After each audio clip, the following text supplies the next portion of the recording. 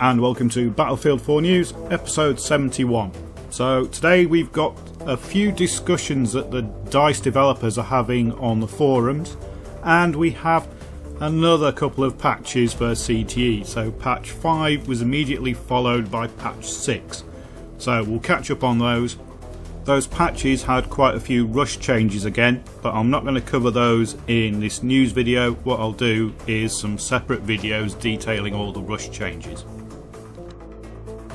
So on to the forum discussions, and the first one is, should the system in Hardline, where you can take health and ammo from other players, be put into Battlefield? And Tiggy is saying no. It works in Hardline, but it doesn't work in Battlefield because of the number of players, and it stops medics and support having to do their job. However, he does want to look at the shooting of friendly ammunition and health packs. So you've probably all come across that. You'll throw a health pack down, somebody else wants the experience from health packs, so he'll just shoot yours and throw his down. It's not a major problem, but sometimes it can be an annoyance. So this next thread is about the defensive perk and whether it should be in the game. If you don't know what the defensive perk is, it lets you take 10% more damage at its basic level, and that often means that you have to hit somebody with one more bullet.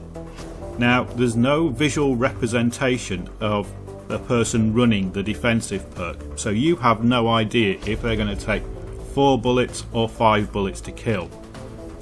And Tiggy again comes in to say yes, he agrees with this, that you shouldn't have a perk that makes you soak more bullets with no visual representation, but he has to convince other people that this is a bad idea.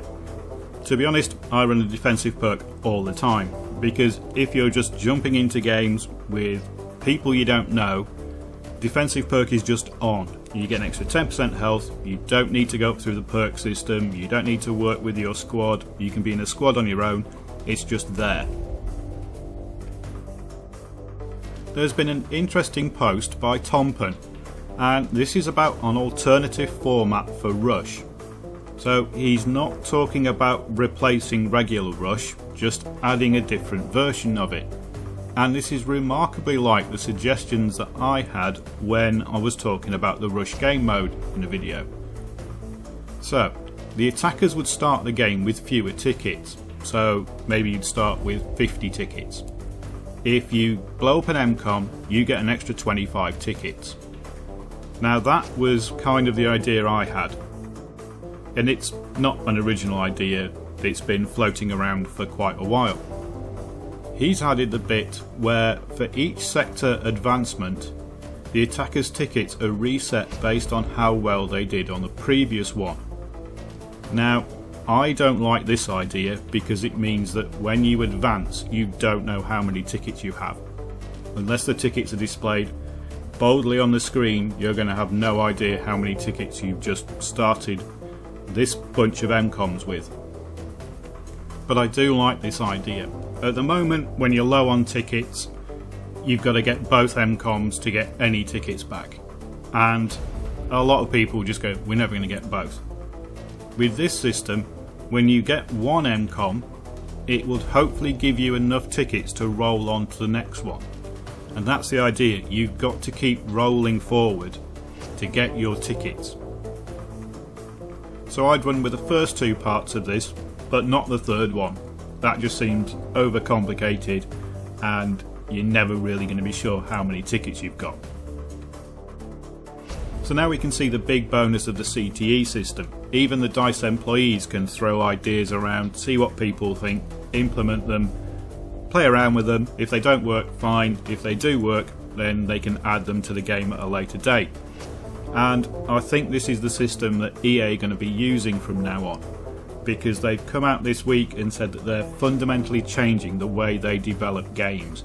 There's going to be more early testing, there's going to be more player testing, and they are going to delay games if they're not ready. Talking of testing, let's have a look at the 2 patches that they've put onto CTE.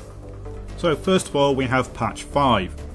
and I'd just done a video on this, and then they released patch 6, which is why this video is a bit late, because they keep doing this thing of releasing a patch and then a couple of days later releasing another one.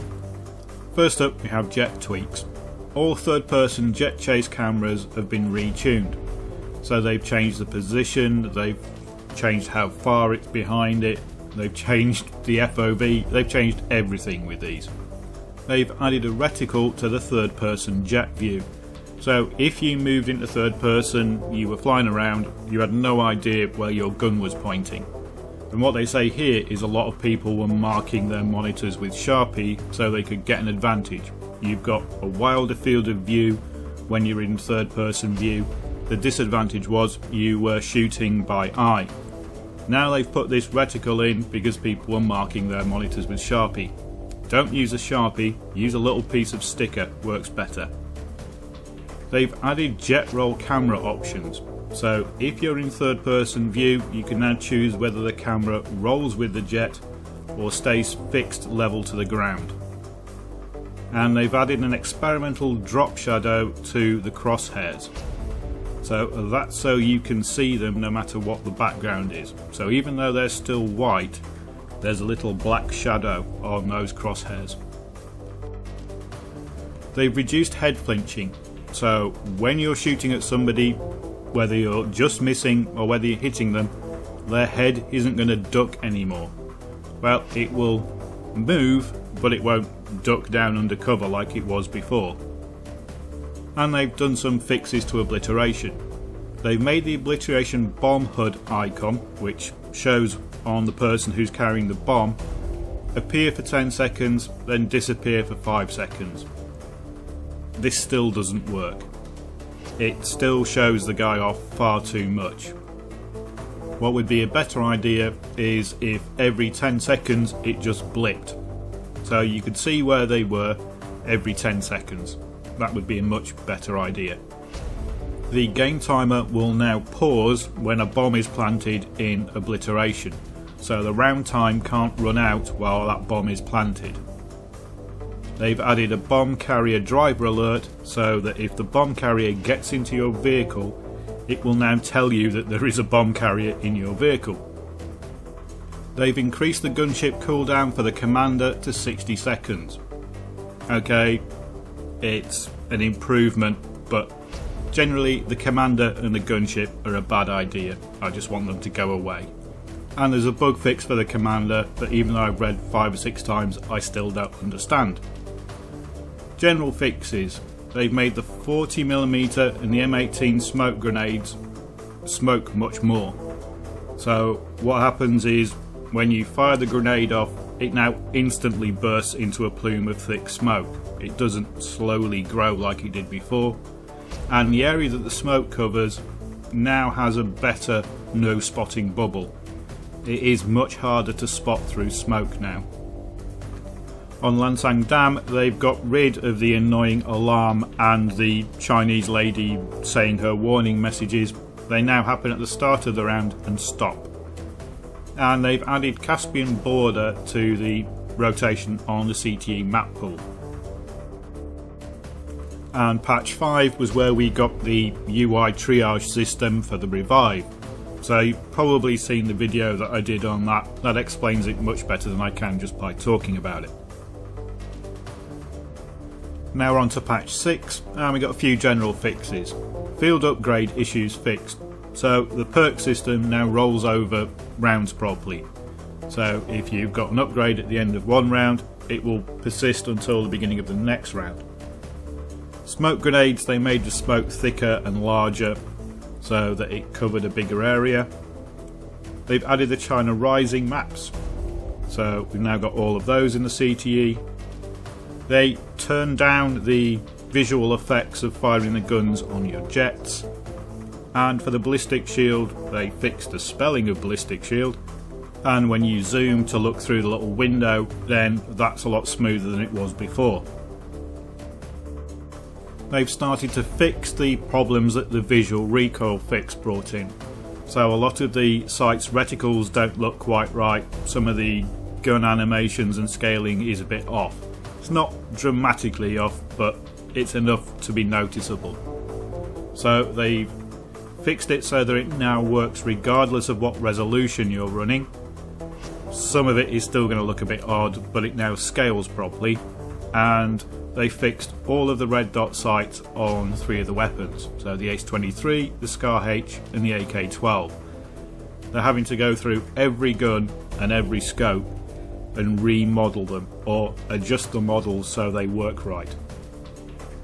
They have started trying to declutter the UI, and this is mainly the in-game icons. So the first thing they've done is they've tweaked the triage icon a bit to make it a bit smaller and a bit less in your face, and they've started adding transparency to the world icons, so things like the A and B of MCOMs, capture points and the player icons and that kind of thing, they're adding transparency sliders to. When they put this system in and I was playing on the default values, it works really well on the world icons, but it works terribly on the soldier icons. Instead of having nice obvious colours, you get this washed out colours, and both teams start looking the same, and against the light background you couldn't see their icons at all, and so I ended up spending half the time shooting at friendly players. So I've turned it off on the player icons, but kept the visibility down a bit on the world icons. In the user config, you can now set transparency levels for any icon in the game. So the sliders do it for just general icons, but in the config file you can set it for every icon individually. The third person reticle now has the drop shadow on it, and the Q5 Fantan has had its HUD fixed. Next up we have the netcode automatic high frequency network updates. So this is their first attempt at getting the high frequency bubble setting to work automatically. So rather than you having to set it to low, medium or high, it's now an auto option, and it should work it out properly itself. It isn't. It just, no. I've tried it on auto and I was just getting shot behind cover and behind walls, putting a full magazine into somebody and then watching them die a second later. So I've turned it off auto. I've given my feedback and said it's not working, but other than that, at the moment I'm just set on high. And they've cut down some of the network traffic, so if you're sending less information you can send it faster, and therefore the game will feel a bit quicker. So that's it for the patch notes. I'll include the Rush patch notes in a video I'll do over the changing MCOM placement and vehicle balances and things like that. There'll be one for the tweaks they've made to Zavod and Siege of Shanghai, which I've already done videos on, and there'll be a video on lockers, which they've done a lot of changes to. They'll be coming up in the next couple of days. But that's it for this episode of Battlefield 4 News. Thanks for watching.